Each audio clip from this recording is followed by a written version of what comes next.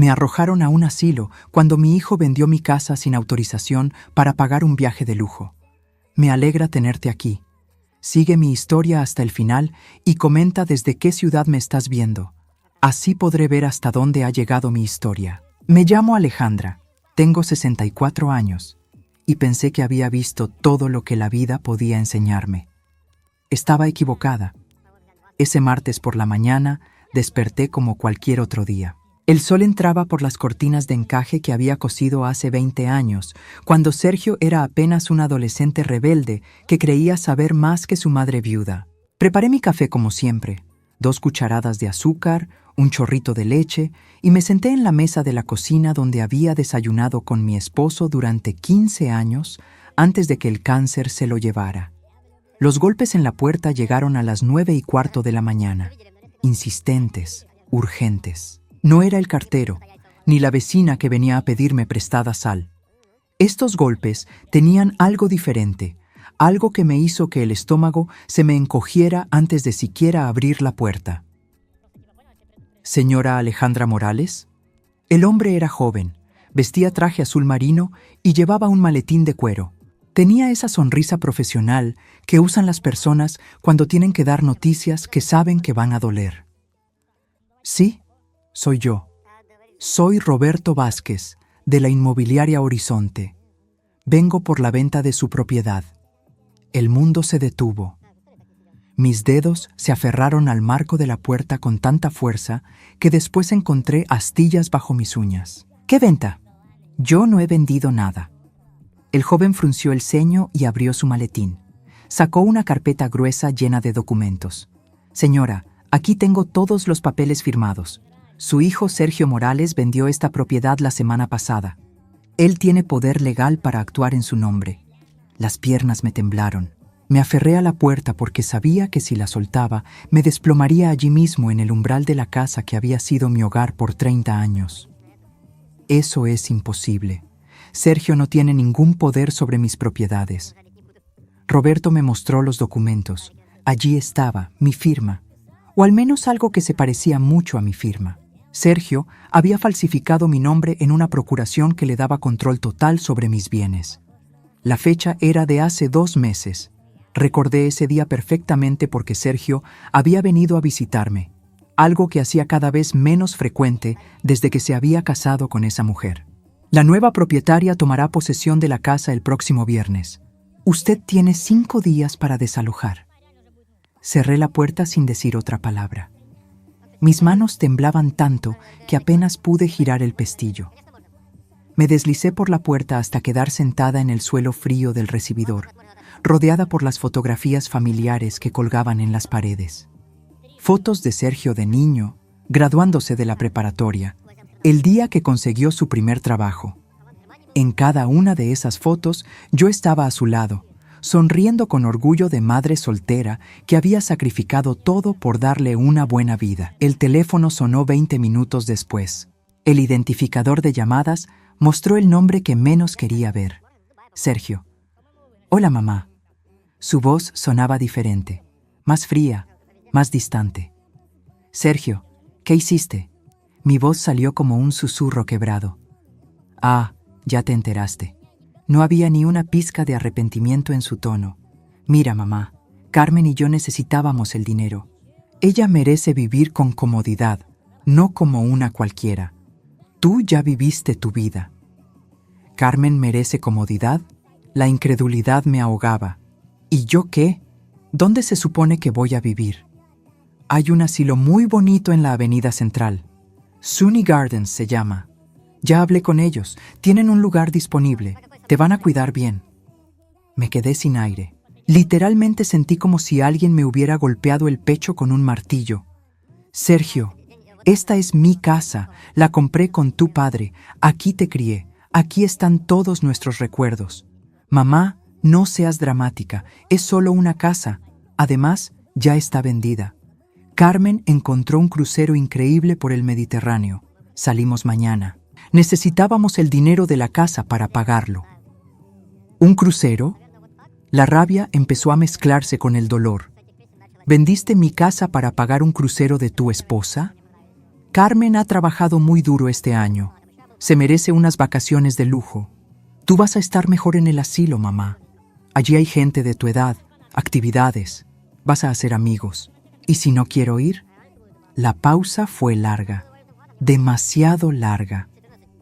No tienes otra opción, mamá. Los papeles ya están firmados.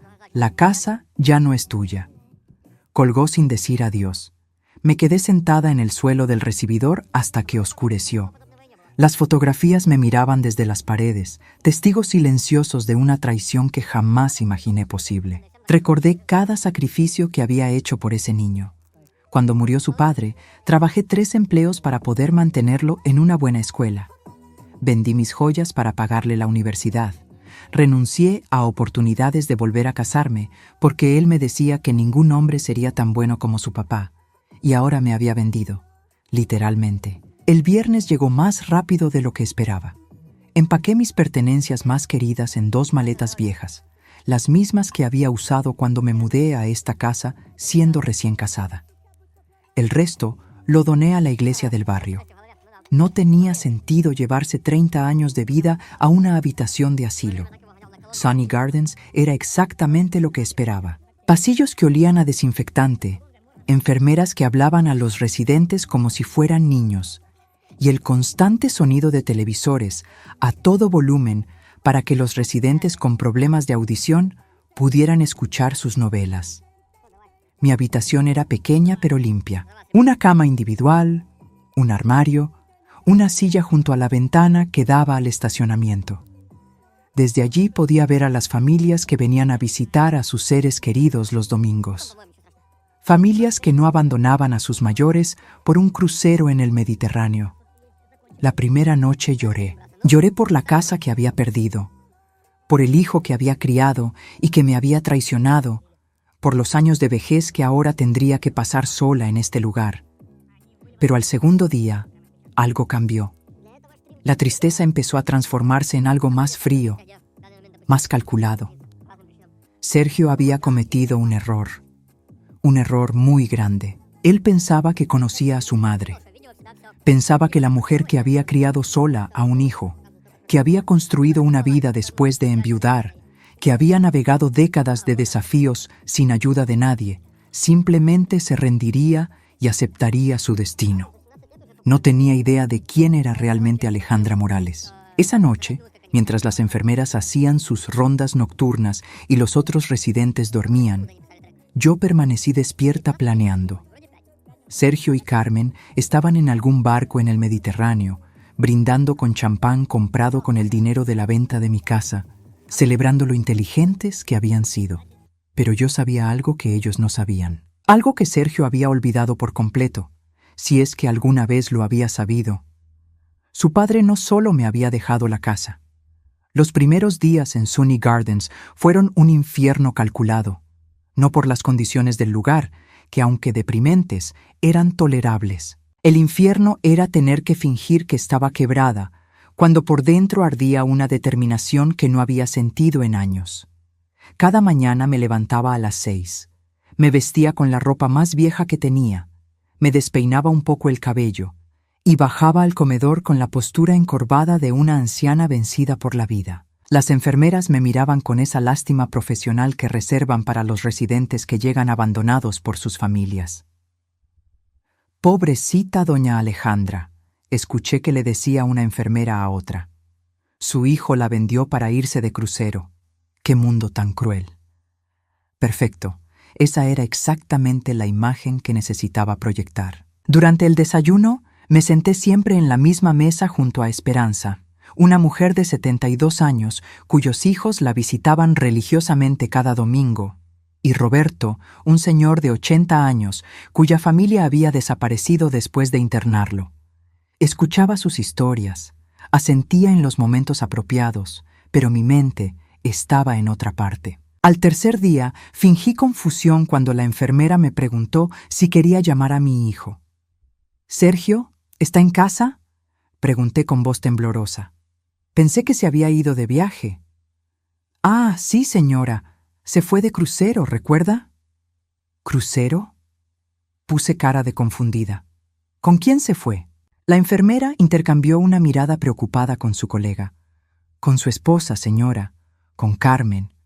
Ah, sí, Carmen. Dejé que mi voz se apagara, como si estuviera perdiendo el hilo del pensamiento. Era un acto perfecto. Necesitaba que todos creyeran que el trauma del abandono me había afectado mentalmente. Mientras menos amenazante pareciera, mejor podría moverme sin ser detectada.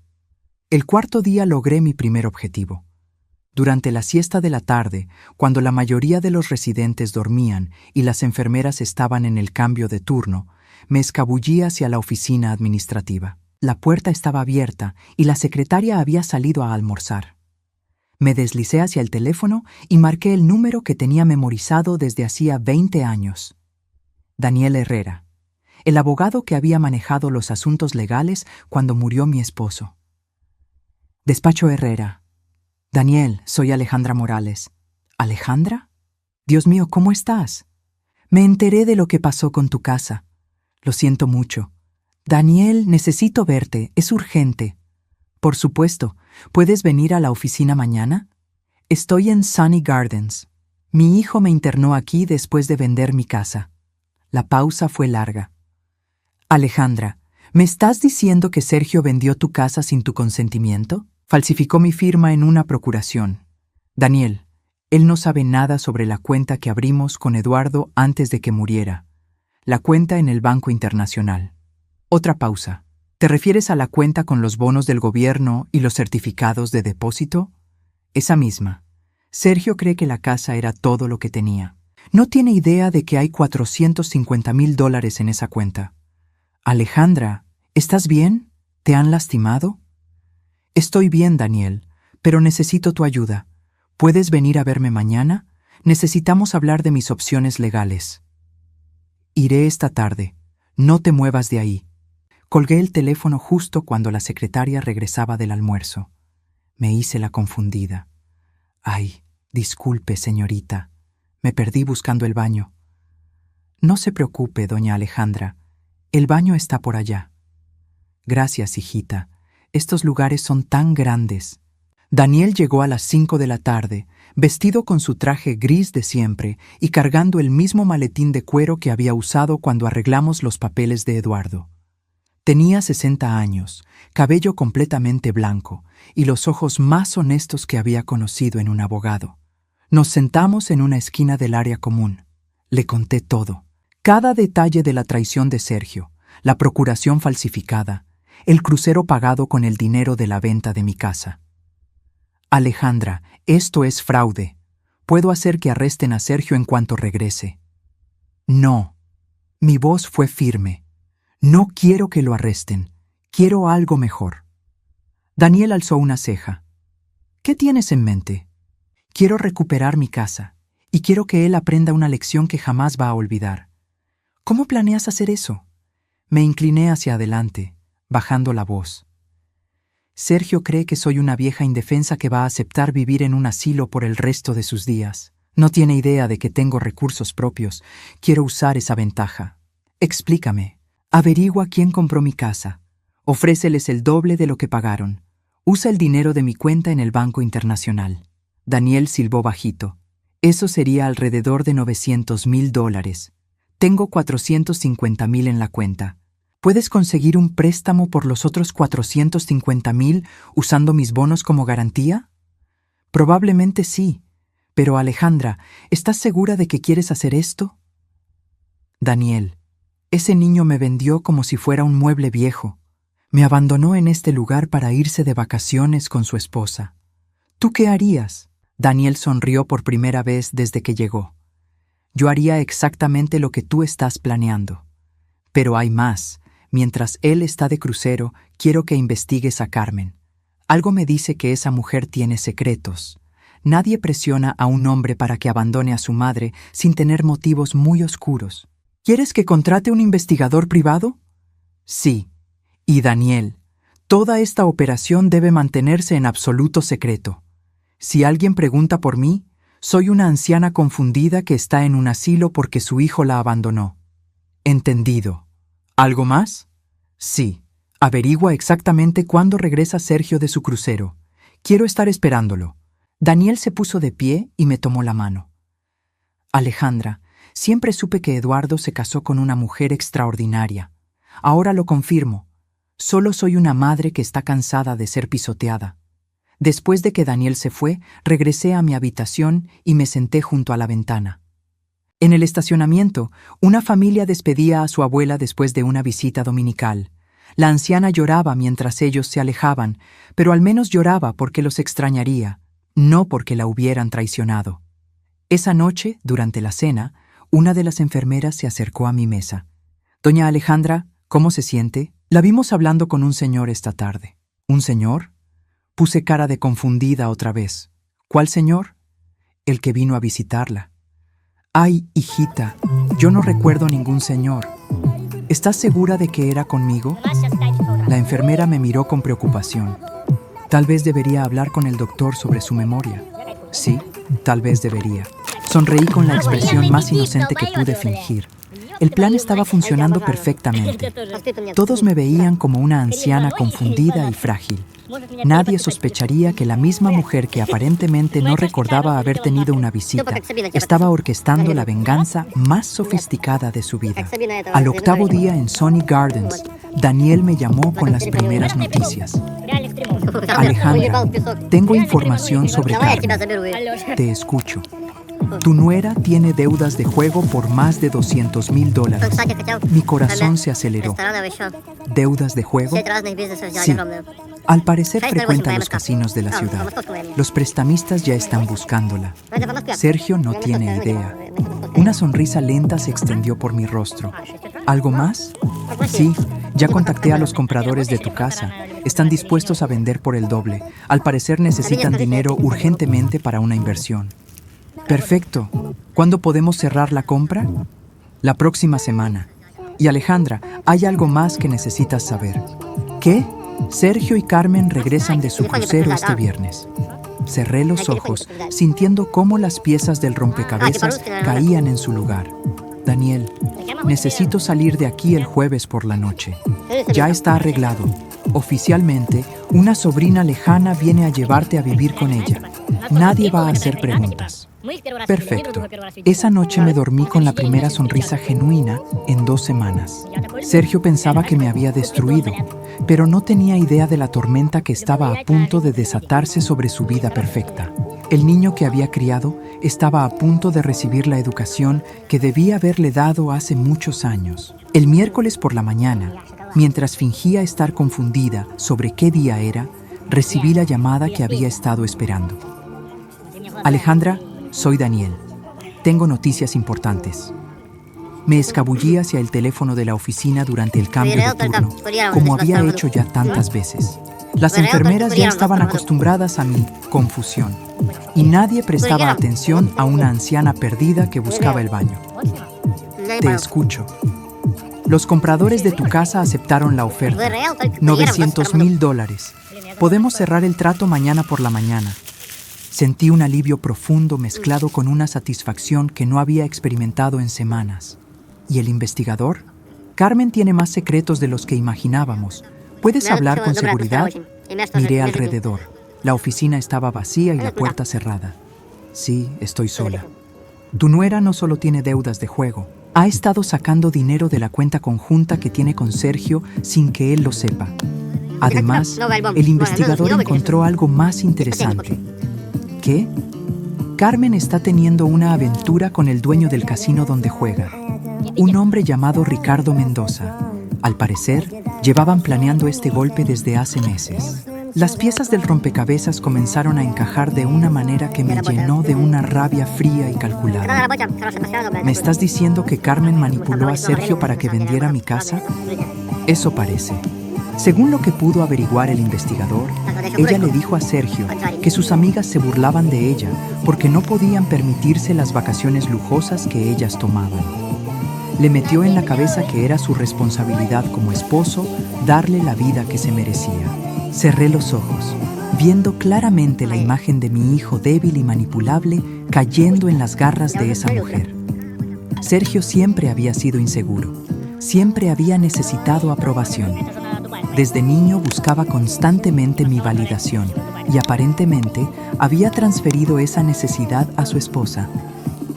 Daniel, hay algo que no te he contado sobre Sergio. Te escucho. Esto no es la primera vez que me traiciona. La pausa fue larga. ¿Qué quieres decir? Respiré profundo.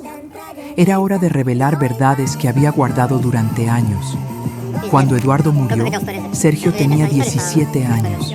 Yo estaba devastada, trabajando 3 empleos para mantenerlo, pagándole una universidad cara. Él sabía exactamente lo que yo estaba sacrificando.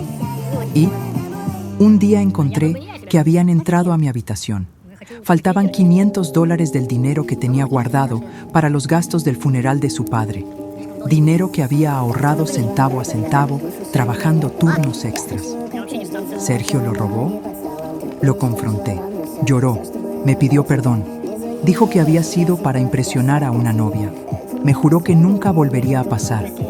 Yo lo perdoné porque era mi hijo y acababa de perder a su padre. Pero no fue la última vez. No. A los 20 años, falsificó mi firma para sacar un préstamo estudiantil que nunca usó para estudios. Se lo gastó en un auto deportivo. Cuando los del banco me llamaron, él ya había vendido el auto y perdido el dinero en apuestas. Daniel suspiró. ¿Lo confrontaste? Sí. Esta vez no lloró. Me dijo que yo era demasiado conservadora con el dinero, que él sabía mejor cómo manejarlo. Que cuando fuera mi hora de morir, él iba a heredar todo de todas formas. Así que ¿qué importaba si lo tomaba un poco antes? Dios mío, Alejandra. Fue entonces cuando abrí la cuenta secreta en el Banco Internacional. Eduardo me había dejado más dinero del que Sergio sabía. Decidí que si mi hijo veía mi herencia como algo que ya le pertenecía, entonces yo me aseguraría de que nunca la obtuviera. ¿Él no sabe nada sobre esa cuenta? Nada. Desde entonces, cada vez que me preguntaba sobre mi situación financiera, le decía que apenas me alcanzaba con la pensión de Eduardo y el seguro social. Le hice creer que la casa era prácticamente todo lo que tenía de valor. ¿Y funcionó? Durante años, sí. Sergio se tranquilizó pensando que no había nada que robar. Pero cuando apareció Carmen en su vida, todo cambió. Ella empezó a presionarlo, a decirle que yo tenía que tener más dinero escondido, que las viudas siempre guardan efectivo en la casa. Por eso, la presión para vender la casa. Exacto. Carmen pensó que si me obligaban a vender, yo tendría que revelar todas mis finanzas.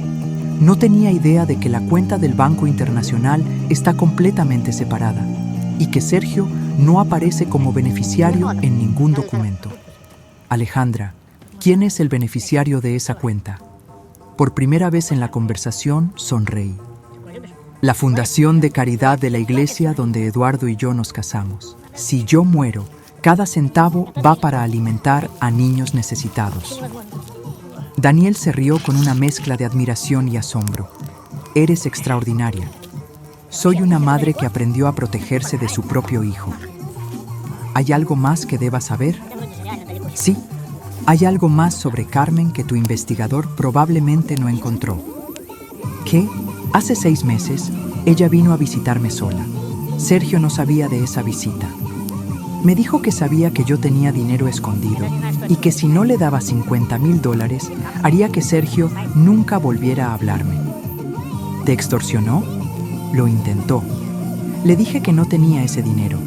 Ella se rió y me dijo que ya vería cómo conseguirlo de mí, de una manera o de otra. Ahora entiendo el plan. Ella sabía que no podía sacar dinero de ti directamente, así que convenció a Sergio de que vendiera la casa. Pero cometió un error, Daniel. ¿Cuál? Subestimó a la mujer que crió a su esposo. Sergio puede ser débil y codicioso, pero yo no. Y ahora voy a demostrarle a esa mujerzuela exactamente con quién se metió. ¿Qué necesitas que haga? Mañana, cuando cierre la compra de la casa, quiero que hagas algo más. Usa tus contactos en el sistema legal para asegurarte de que los acreedores de Carmen sepan exactamente cuándo ella regresa del crucero. ¿Quieres que la estén esperando? Quiero que Sergio vea quién es realmente la mujer por la que me vendió. Alejandra, hay algo más que debes saber. El investigador siguió el rastro del dinero del crucero. ¿Y? Carmen no pagó toda la factura con el dinero de la venta de tu casa. Usó tarjetas de crédito para cubrir los extras. Según lo que pudimos averiguar, cargó otros $30,000 en compras a bordo, restaurantes caros, excursiones privadas. ¿Tarjetas de crédito de quién? Algunas son de ella, pero otras están a nombre de Sergio. Él no tiene idea de cuánto debe. Una sonrisa fría se extendió por mi rostro. Perfecto. Así que cuando regrese, no solo va a descubrir que perdió a su madre y su casa, sino que también debe dinero que no sabía que debía. Y eso no es todo. Carmen le ha estado diciendo a Ricardo, su amante, que Sergio es muy rico. Le prometió que después del crucero lo dejaría y se irían juntos a vivir a México con todo el dinero. ¿Ella planea abandonar a Sergio? Inmediatamente después de regresar, el investigador interceptó algunos de sus mensajes. Ella y Ricardo ya alquilaron un departamento en Cancún. Me quedé en silencio por un momento, procesando la magnitud completa de la traición que se estaba desarrollando.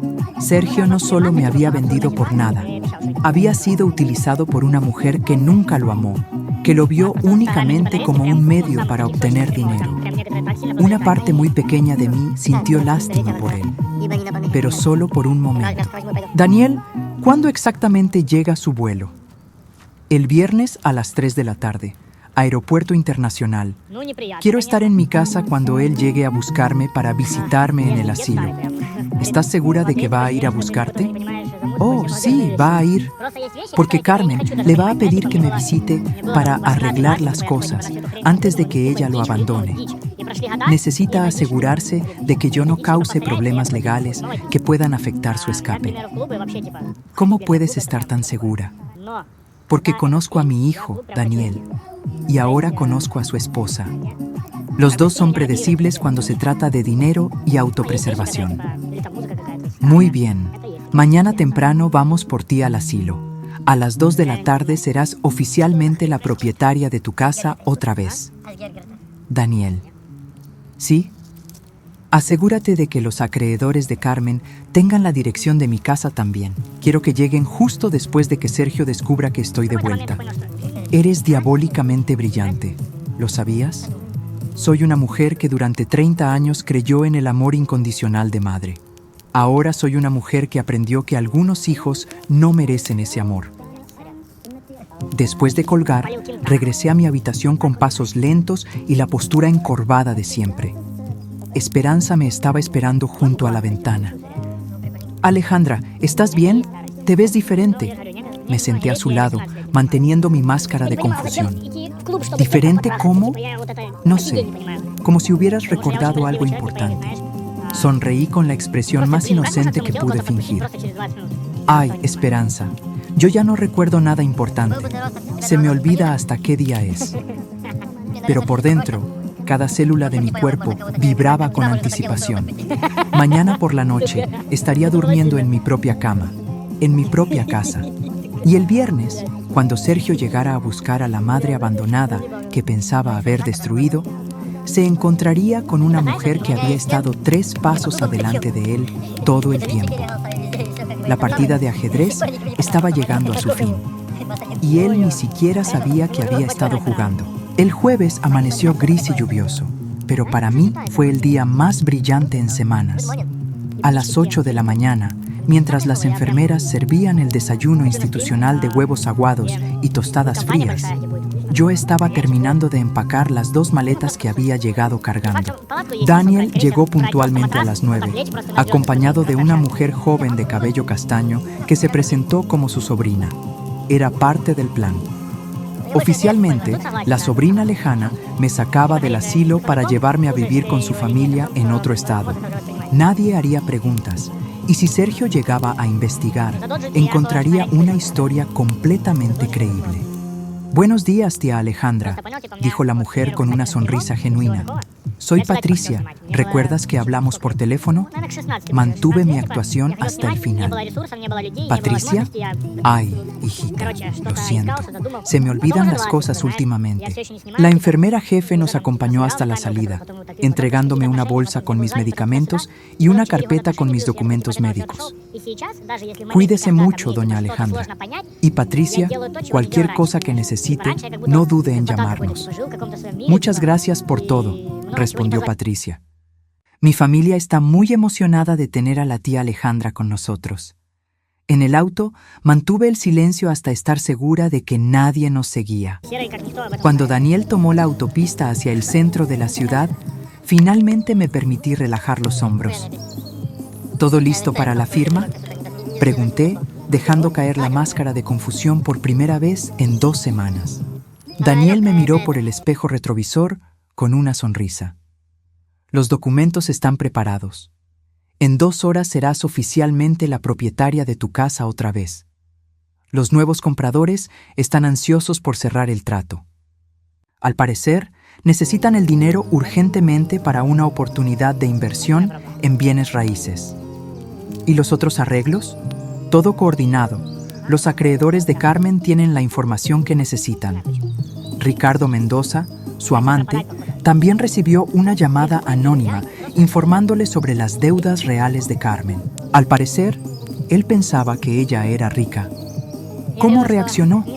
Patricia, que en realidad era la asistente de Daniel, se giró desde el asiento del pasajero.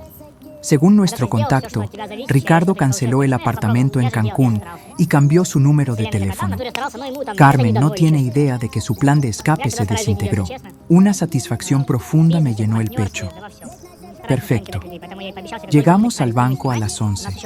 La firma de documentos fue sorprendentemente rápida. Después de tanto drama y dolor, recuperar mi casa fue simplemente cuestión de firmar algunos papeles y transferir dinero. El gerente del banco, un hombre mayor que había conocido a Eduardo, me saludó como a una vieja amiga. Señora Morales, me alegra mucho verla. Lamento mucho lo que pasó con la venta de su casa. Gracias, señor Ramírez. Pero como puede ver, todo se resolvió. ¿Su hijo sabe que usted recuperó la propiedad? Sergio se enterará muy pronto. El gerente asintió con una expresión que sugería que sabía más de lo que decía. Si necesita cualquier cosa, no dude en contactarnos. Conocíamos y respetábamos mucho a su esposo. A las 2 de la tarde, Daniel me entregó las llaves de mi casa.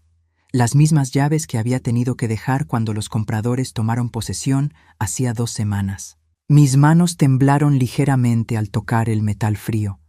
¿Estás segura de que quieres hacer esto sola?, preguntó Daniel. Puedo quedarme contigo hasta que llegue Sergio. No, Daniel. Esto es algo que tengo que enfrentar yo sola. ¿Tienes todo lo que necesitas? Sí. Toqué mi bolso, donde llevaba los documentos de la compra, las copias de toda la investigación sobre Carmen y algo más que había guardado durante años, el testamento original de Eduardo, donde claramente establecía que Sergio no tenía ningún derecho sobre las cuentas del Banco Internacional. Alejandra, Daniel me tomó la mano. Eres la mujer más fuerte que conozco. Soy una mujer que está cansada de ser pisoteada por su propio hijo. La casa estaba exactamente como la recordaba. Los compradores habían sido cuidadosos con mis pertenencias, guardando todo en cajas ordenadas en el garaje. Pasé la tarde desempacando, colocando las fotografías familiares de vuelta en sus lugares, preparando mi hogar para el enfrentamiento que sabía que vendría. A las 5, mientras organizaba los álbumes de fotos en la sala, sonó el timbre. Por un momento mi corazón se aceleró, pensando que Sergio había regresado antes de lo esperado. Pero cuando abrí la puerta, encontré a mis vecinos de al lado, los señores García. Alejandra, la señora García me abrazó con lágrimas en los ojos. Pensamos que te habías ido para siempre, cuando vimos que la casa se vendió. Es una larga historia, Elena, pero como pueden ver, estoy de vuelta. ¿Tu hijo sabe que regresaste? Se va a enterar muy pronto. El señor García frunció el ceño. Alejandra, si necesitas cualquier cosa, solo tienes que llamarnos. Lo que Sergio te hizo, eso no está bien. Gracias, Roberto, pero puedo manejar a mi hijo. Esa noche cené sola en mi cocina, en la misma mesa donde había desayunado la mañana que comenzó toda esta pesadilla. Pero ahora no sentía miedo ni tristeza. Sentía una determinación feroz y una calma que no había experimentado en años. A las 9 de la noche, Daniel me llamó con el reporte final. Todo está listo, Alejandra. El vuelo de Sergio llega mañana a las 3. Los acreedores de Carmen estarán esperándola en el aeropuerto. Y tengo una noticia adicional. ¿Qué? Carmen intentó contactar a Ricardo durante el crucero. Aparentemente ha estado enviándole mensajes desesperados desde ayer, pero él no responde. Ella no tiene idea de que él descubrió sus deudas. ¿Y Sergio? Según los registros de llamadas del barco, Carmen no le ha dicho nada a Sergio sobre sus planes de abandonarlo. Él sigue creyendo que van a vivir felices con el dinero de la venta de tu casa. ¿Cuánto dinero les queda? Después de pagar el crucero y todos los extras, probablemente menos de $100,000. Pero con las deudas de juego de Carmen y las tarjetas de crédito que cargó sin que él supiera, en realidad deben aproximadamente $250,000. Entonces van a regresar creyendo que son ricos, pero en realidad están en bancarrota. Exacto. Y cuando Carmen se dé cuenta de que Ricardo la abandonó y que los acreedores la están buscando, va a entrar en pánico. Probablemente tratará de sacar más dinero de Sergio. Y cuando Sergio se dé cuenta de que no hay más dinero, ahí es cuando probablemente vendrá a buscarte, esperando convencerte de que le des dinero para salvar su matrimonio. Me recosté en mi silla, visualizando toda la secuencia de eventos que se desarrollaría en las próximas 24 horas. Daniel, hay una cosa más que necesito que hagas. Lo que necesites. Mañana por la tarde, después de que Sergio descubra que estoy en casa, va a llamarte desesperado. Probablemente va a amenazar con demandarte por ayudarme a robar mi propia casa. ¿Y qué quieres que le diga? Dile que estás dispuesto a reunirte con él aquí, en mi casa, a las 6 de la tarde. Dile que podemos discutir una solución legal a toda esta situación. ¿Quieres que venga aquí? Quiero que esté aquí cuando lleguen los acreedores de Carmen.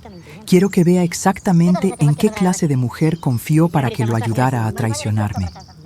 Alejandra, ¿estás segura de que puedes manejar emocionalmente ver a tu hijo destruido? La pregunta me hizo pausar.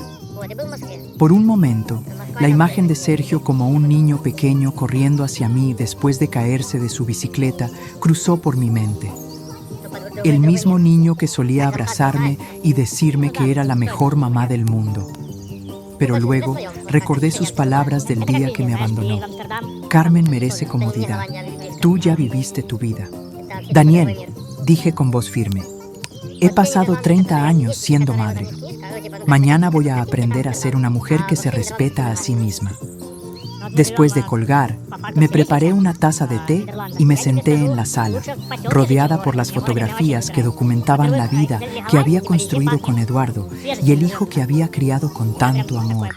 En pocas horas, ese hijo estaría parado en esta misma sala, descubriendo que la madre que había vendido y abandonado no era la anciana indefensa que él creía. Me fui a dormir esa noche con una tranquilidad que no había sentido en años. Por primera vez desde la muerte de Eduardo, no estaba preocupada por Sergio. No estaba planificando cómo ayudarlo o protegerlo de las consecuencias de sus malas decisiones. Mañana, finalmente, él tendría que enfrentar la verdad sobre sus elecciones. Y yo estaría allí para verlo. El viernes amaneció despejado y brillante, como si el universo hubiera decidido proporcionar la iluminación perfecta para el drama que estaba a punto de desarrollarse. Me levanté a las 6 de la mañana. Preparé mi café en la cocina que había extrañado tanto y me senté junto a la ventana a esperar. Daniel me había confirmado la noche anterior que todo estaba en posición. Los acreedores de Carmen tenían su información de vuelo y la dirección de mi casa. Ricardo había desaparecido completamente, dejando a Carmen sin su plan de escape. Y Sergio no tenía idea de la tormenta que estaba a punto de desatarse sobre su vida perfecta. A las 10 de la mañana, mientras regaba las plantas que había rescatado del garaje, escuché el teléfono sonar. El identificador de llamadas mostraba un número que no reconocí. ¿Alejandra Morales? ¿Sí? ¿Quién habla? Soy detective Ramírez, de la policía del aeropuerto. Tenemos a una mujer aquí que dice ser su nuera, Carmen Morales. Fue detenida por los acreedores en cuanto bajó del avión. Ella insiste en que usted puede resolver su situación financiera. Una sonrisa lenta se extendió por mi rostro. Detective, no conozco los problemas financieros de esa mujer. Mi nuera tomó decisiones que no tienen nada que ver conmigo. Entiendo, señora. Solo quería confirmar su posición antes de proceder. Proceda como considere apropiado, detective. Colgué el teléfono con una satisfacción que me llenó hasta los huesos. Carmen había aterrizado y ya estaba enfrentando las consecuencias de sus decisiones. Ahora solo faltaba esperar a Sergio. No tuve que esperar mucho. A las 4:30 de la tarde, escuché el sonido familiar de su auto en la entrada. El mismo Honda Civic que yo le había ayudado a comprar cuando consiguió su primer trabajo, hace ya 10 años. Algunos sonidos nunca se olvidan. Me posicioné en la sala, sentada en mi silla favorita junto a la ventana, con una taza de té en las manos. Quería parecer tranquila cuando él entrara, como si hubiera estado esperándolo. Los pasos en el porche fueron vacilantes, confundidos. Escuché cómo probó el timbre 2 veces antes de decidirse a usar las llaves que obviamente aún tenía. El sonido de la llave en la cerradura se escuchó 3 veces antes de que se diera cuenta de que no funcionaba. Había cambiado las cerraduras esa mañana. Finalmente tocó a la puerta. Esperé unos segundos antes de levantarme lentamente y abrir. Sergio estaba parado en el umbral, bronceado por el sol del Mediterráneo, vestido con una camisa de lino blanca y pantalones beige caros. Se veía relajado, próspero, feliz. Esa imagen duró exactamente 3 segundos. ¿Mamá? Su voz era un susurro de confusión total. ¿Qué? ¿Qué haces aquí? Esta es mi casa, Sergio. ¿Dónde más iba a estar? Pero. Tartamudeó como el niño pequeño que solía ser cuando lo atrapaba en una mentira. La casa se vendió, yo la vendí. Sí, la vendiste, y yo la compré de vuelta. El color se desvaneció de su rostro bronceado. ¿Cómo? ¿Con qué dinero? Con mi dinero, Sergio. El dinero que siempre tuve pero que tú nunca supiste que existía. Se tambaleó ligeramente, aferrándose al marco de la puerta. No entiendo. Entra. Tenemos mucho de qué hablar. Se movió como un sonámbulo hacia la sala, mirando alrededor como si estuviera viendo fantasmas. Todo estaba exactamente como lo recordaba. Las fotografías familiares, los muebles, las plantas. Como si la venta nunca hubiera ocurrido. Siéntate, le dije, señalando el sofá donde solía sentarse cuando era niño para hacer sus tareas. Mamá, no entiendo nada. ¿Cómo compraste la casa? ¿Dónde conseguiste el dinero? Sergio, ¿realmente pensaste que después de 30 años de matrimonio con tu padre, después de trabajar como contadora durante 20 años, después de todas las inversiones que hicimos juntos, iba a tener solo una casa como patrimonio? Su boca se abrió y se cerró sin emitir sonido. Tu padre y yo fuimos muy cuidadosos con nuestras finanzas. Cuando él murió, me dejó muy bien provista, pero después de las traiciones que cometiste en el pasado, decidí que era mejor que tú creyeras que yo no tenía recursos. ¿Traiciones? Su voz se quebró. Mamá, yo nunca. ¿Nunca qué, Sergio? ¿Nunca robaste $500 del dinero del funeral de tu padre? ¿Nunca falsificaste mi firma para un préstamo que usaste para apostar? ¿Nunca me vendiste como si fuera un mueble viejo para irte de crucero con tu esposa? Cada palabra lo golpeó como una bofetada física. Se hundió más profundo en el sofá, la realidad de sus acciones finalmente confrontándolo sin escape posible. Yo pensé. ¿Pensaste qué? ¿Que era una anciana indefensa que iba a aceptar vivir en un asilo para que tú pudieras vivir cómodamente? Las lágrimas comenzaron a rodar por sus mejillas bronceadas. Mamá, lo siento. Carmen me dijo que... Ah, sí, Carmen. Mi voz se volvió cortante como hielo. Hablemos de tu esposa, Sergio. En ese momento, el teléfono sonó. Lo dejé sonar 4 veces antes de contestar, manteniendo mis ojos fijos en la cara de mi hijo. ¿Alejandra Morales? Sí. Habla el detective Ramírez otra vez. Su nuera está pidiendo hablar con su esposo urgentemente. Dice que es una emergencia familiar. ¿Puedo preguntar de qué se trata? Tiene deudas de juego por más de $200,000. Los acreedores han estado buscándola durante semanas. Al parecer pensaba huir del país, pero sus planes se cayeron. Sergio se puso pálido como papel. ¿Carmen tiene deudas de juego? Susurró. Detective, mi nuera es adulta. Sus decisiones financieras no son responsabilidad mía. Si mi hijo quiere hablar con ella, puede contactar a la estación. Entendido, señora. Colgué y me volví hacia Sergio, que parecía estar en shock. ¿Carmen tiene deudas de juego? Repitió, su voz apenas audible. $200,000 en deudas de juego, Sergio, además de las tarjetas de crédito que cargó durante el crucero sin que tú lo supieras. Aproximadamente otros $50,000. No, no puede ser. Y hay más. Tu esposa estaba planeando abandonarte en cuanto regresaran del crucero. Tenía un amante, un tal Ricardo Mendoza, dueño del casino donde jugaba. Habían alquilado un apartamento en Cancún para irse juntos con todo el dinero. Sergio se dobló hacia adelante, como si le hubieran dado un puñetazo en el estómago. No es cierto. ¿Quieres ver las fotografías, los mensajes de texto, los registros del apartamento que alquilaron? No. Su voz era un gemido de dolor. Carmen te manipuló, Sergio. Te convenció de que vender la casa de tu madre era la única manera de darle la vida que se merecía. Te hizo creer que yo era el obstáculo para su felicidad, y tú elegiste creerle a ella en lugar de proteger a la mujer que te crió. Las lágrimas ahora caían libremente por su rostro. Mamá, yo no sabía. No sabías porque no quisiste saber. Durante años te di señales de que Carmen no era la mujer que pretendía ser. Pero tú estabas tan desesperado por mantenerla feliz que ignoraste todas las banderas rojas. ¿Qué voy a hacer ahora? Esa, hijo mío, es tu decisión. En ese momento, escuchamos el sonido de autos deteniéndose afuera.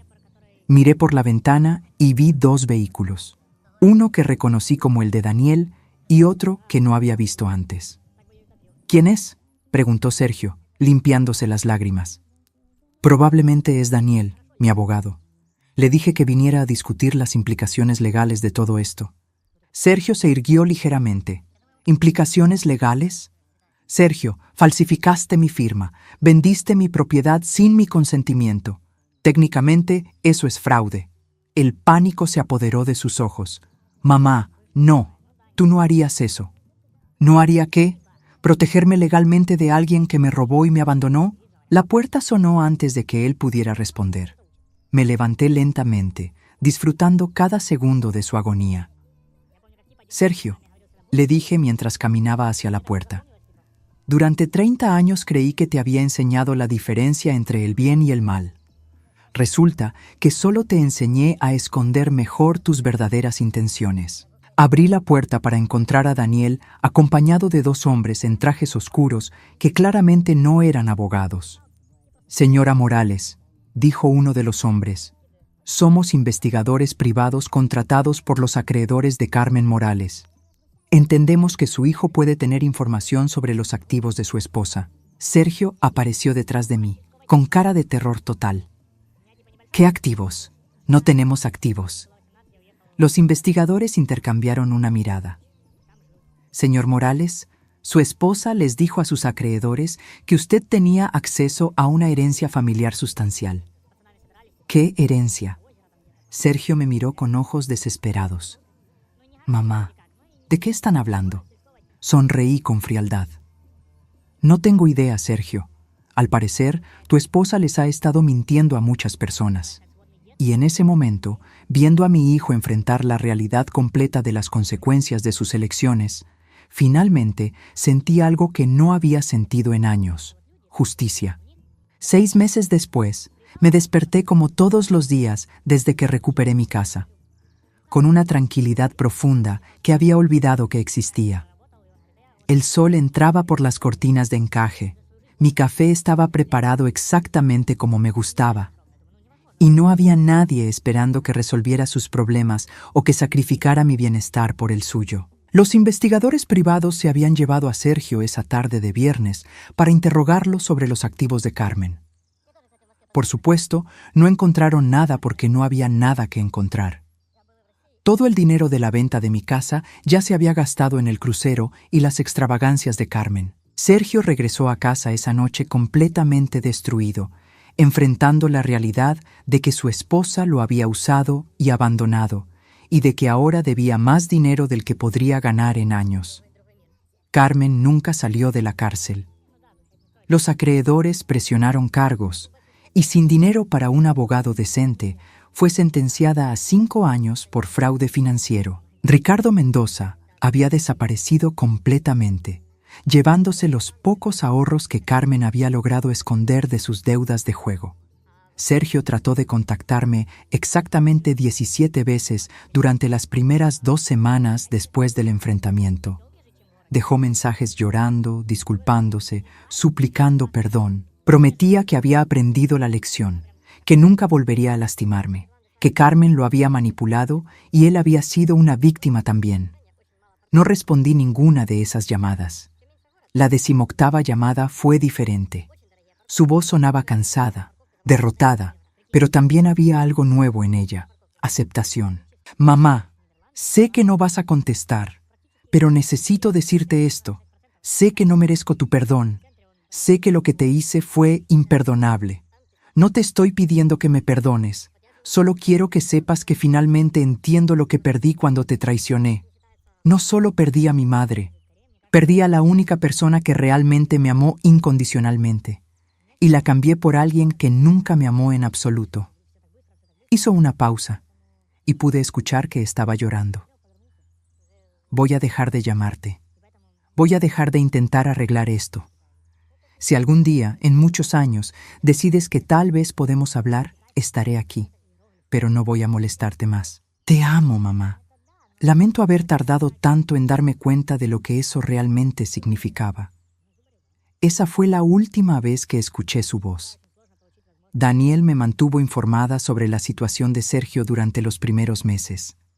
Había perdido el trabajo cuando sus empleadores se enteraron de sus problemas legales. Tuvo que vender el auto y mudarse a un apartamento pequeño en la parte más barata de la ciudad. Estaba trabajando en 2 empleos de medio tiempo para pagar las deudas que Carmen había acumulado a su nombre. ¿Quieres que haga algo para ayudarlo?, me preguntó Daniel durante una de nuestras cenas mensuales. No, respondí sin vacilación. Sergio es un adulto. Por primera vez en su vida, está enfrentando las consecuencias reales de sus decisiones sin que alguien más las resuelva por él. ¿No sientes ninguna lástima por él? Daniel, durante 30 años sentí lástima por Sergio. Cada vez que tomaba una mala decisión, cada vez que lastimaba a alguien, cada vez que mentía o robaba o manipulaba, yo encontraba excusas para él. Decía que era joven, que estaba confundido, que había perdido a su padre muy temprano. Pero la verdad es que algunas personas necesitan tocar fondo para aprender a valorar lo que tenían. Y si nunca aprende, entonces esa será su elección, pero ya no será mi responsabilidad. La transformación más profunda en mi vida no fue solo la ausencia de Sergio, fue la ausencia de la constante ansiedad que había llevado durante décadas sin darme cuenta. La preocupación perpetua por qué problema tendría que resolver después, qué mentira tendría que cubrir, qué consecuencia tendría que amortiguar. Empecé a hacer cosas que había postergado durante años. Me uní a un club de lectura en la biblioteca local. Comencé a tomar clases de pintura en acuarela. Entonces, viajé a visitar a mi hermana en Oregón. Algo que había querido hacer durante 5 años, pero nunca había podido, porque siempre había alguna crisis de Sergio que requería mi atención.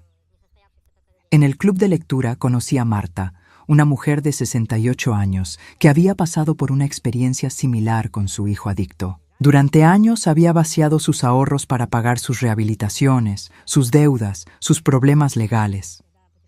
Finalmente, después de que él robó las joyas de su difunta madre para vender por drogas, ella tomó la misma decisión que yo había tomado. La gente piensa que somos madres crueles, me dijo una tarde mientras caminábamos por el parque. No entienden que a veces el acto más amoroso que puedes hacer es dejar que alguien enfrente las consecuencias de sus acciones. ¿Tu hijo alguna vez cambió?, le pregunté. Sí, pero no por nada que yo hiciera. Cambió cuando finalmente se dio cuenta de que nadie más iba a rescatarlo. Ahora lleva 3 años sobrio y trabajando en construcción. Hablamos una vez al mes, pero nunca me pide dinero. ¿Lo perdonaste? Lo amo, dijo Marta cuidadosamente. Pero el perdón no significa volver a las viejas dinámicas. Significa aceptar que él es responsable de sus propias elecciones, y yo soy responsable de proteger mi propia paz. Esas palabras se quedaron conmigo durante semanas. Proteger mi propia paz. Era algo que nunca había considerado como una prioridad válida. Al año de haber recuperado mi casa, Daniel me visitó con una propuesta inesperada. Alejandra, tengo un cliente que está en una situación similar a la tuya. Una señora mayor cuyo hijo está tratando de forzarla a vender su casa para pagar sus deudas de juego. ¿Estarías dispuesta a hablar con ella? ¿Por qué? Porque necesita escuchar de alguien que logró salir de una situación así. Necesita ver que es posible recuperar el control de su propia vida. Pensé en ello durante varios días. Finalmente acordé reunirme con la señora, una mujer llamada Isabel de 72 años, cuyo hijo la había estado manipulando psicológicamente durante meses. Me siento tan culpable, me dijo Isabel con lágrimas en los ojos. Es mi hijo. ¿Cómo puedo negarle ayuda? Isabel, le dije gentilmente, ¿ayudar a alguien significa permitir que te destruyan? No sé. Siempre pensé que el amor de una madre era incondicional. El amor puede ser incondicional, pero el comportamiento que aceptas no tiene que serlo. Puedes amar a tu hijo y aún así negarte a permitir que arruine tu vida. ¿Cómo lo haces? ¿Cómo vives con la decisión? ¿Quieres que te sea honesta? Vivo mejor de lo que he vivido en años. Por primera vez en décadas, mi vida me pertenece a mí.